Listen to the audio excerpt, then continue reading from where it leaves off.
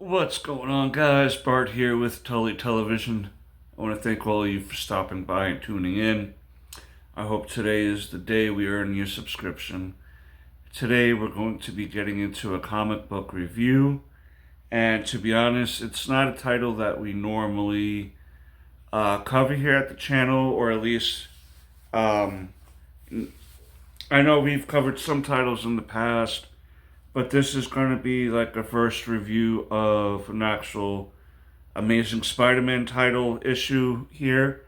And the reason why I particularly picked this up was because this is going to be the start of a new story arc in which Peter goes to space, or Spider-Man goes to space, to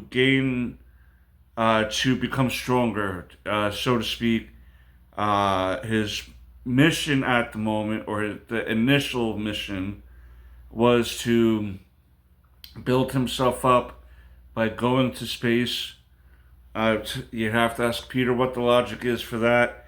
But it's to help build his strength up against an enemy by the name of Hellgate, which is a newer villain within the last year or so, I believe. And this character Hellgate beat the bridges off of Spider-Man.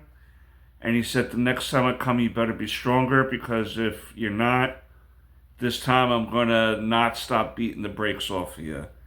So he figures that by going to space and adding, I guess, new stuff to his repertoire, that by the time Hellgate comes back, he'd be able to beat him fairly handedly. So like I said, we're going to be reviewing an issue of The Amazing Spider-Man, number 13 here. And it also seems like within this issue, we're going to have Peter leading a team, basically Guardians of the Galaxy type of team, all right? If you've seen within the cover here, we have Rocket, right? We do have a new character that's debuting in this issue. But before we get into the story, this is written by Joe Kelly. The artist is Pepe Larez, and the colors are Marte Garcia and Eric Arcanegio. I'm sorry for mispronouncing these last names. Arciniega. That is the last name of one of the colorists on this issue. And we open up with Rocket telling, and this is kind of a tie-in to the Imperial storyline that's going on in Marvel, a cosmic story in which the Inhumans are trying to make a play and basically take down all the kingdoms, all the different civilizations, and be the ultimate one. And it all started with Maximus the Mad and Black Bolt. But here, because of the vast concentration on the war, a lot of these different outposts are going to be not as heavily guarded.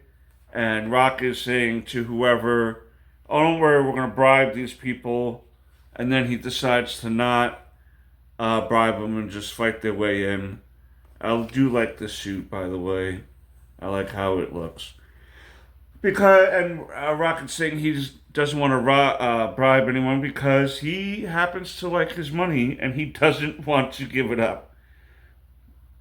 Part of this issue is that we come across the villain for the time being by the name of Xantho Starblood.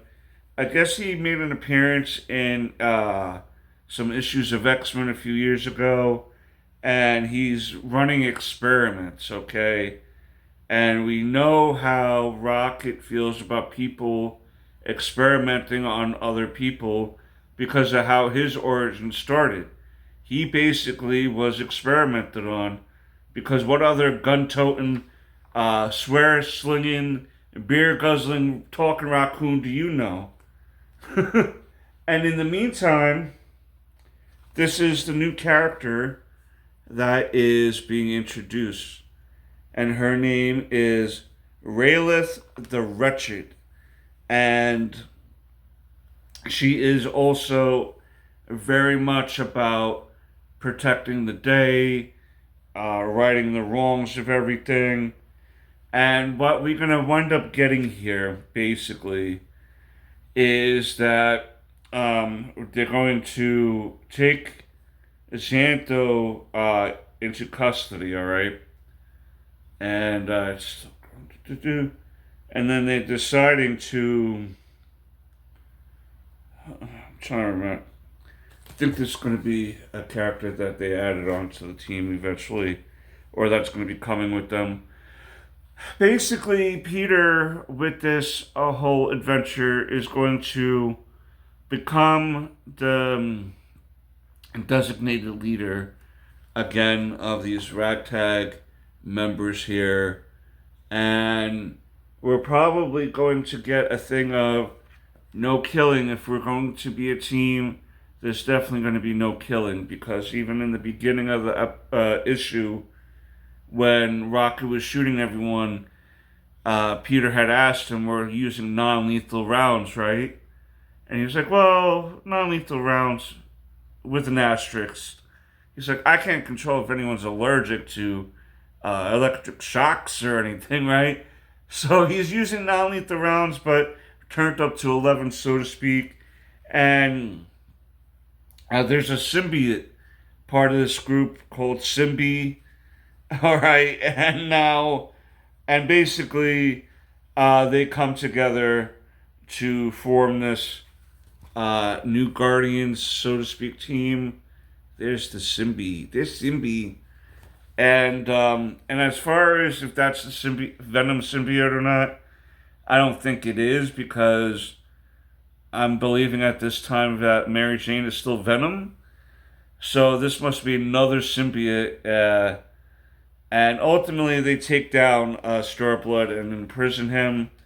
And we got Rocket and Peter here talking about, just life and what they're hoping to accomplish, right? So basically, I think that we're going to, and this is the final page here where Peter's telling Starblood that you're not getting out that easy with me taking you out with violence or anything like that. You're going to be part of this team, and you're going to be basically part of redeeming yourself if it's up to Peter, so to speak, because Peter is always up on, redemption. Not everyone is going to be redeemed, but he wants them to try to at least try to achieve that. And I thought that just catching this issue was going to be interesting, and it ended up being interesting. Seeing Peter outside of his element, seeing Peter in a new suit always is rad, especially if it's a killer suit the way that this looks. And it'll be interesting to see what his interactions are going to be with Rocket, with this new character, these new characters, or new character coming in. See Peter's interaction with the symbiote. Is the symbiote going to overtake anybody, right? Or is it just going to stay in symbiote form and help fight for the team? I don't know necessarily if I'm going to continue collecting this run. I might. We'll see where that falls and within my plans in the next few weeks and stuff, because there are other titles I still need to catch up with. Absolute Batman. We've been trying to do Uncanny X-Men by Gail Simone. So we may continue this run until it's over, which probably would be about a year, but I'm still up in the air about it. But I at least wanted to review this because I was pretty excited about seeing where they're going to bring Peter next. And I don't know How they're going to fit this story into the other Spider-Man titles that are currently going on, I don't know. Again, I like Spider-Man. I've collected Spider-Man in the past, his various titles, but at this point, I'm not. Uh, I'm only familiar with a couple little things that are going on in the lore right now. This being one of them, Mary Jane being Venom is another. Um, if you want to fill us in down below, go ahead. Feel free. Let me know what you thought about this issue, what your thoughts are on future issues surrounding this story. And until next time, peace, Snookums.